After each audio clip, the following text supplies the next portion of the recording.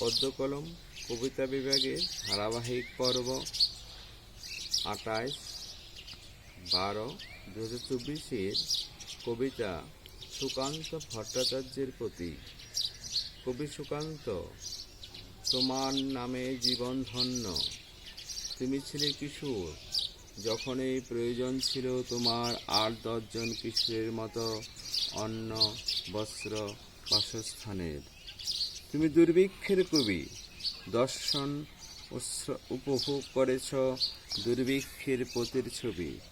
15 August মায়ের কোলে এসেছ তুমি, চারিদিকে চলেছে হাহাকার।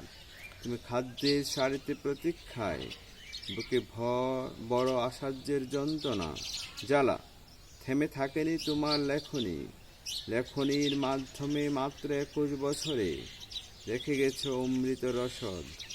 হেলা হয়ে পড়ে আছো, জাগবে তুমি জনমাঝারে, চলবে তোমার আস্বাদ। কবি শ্রী সুকান্ত সাহা।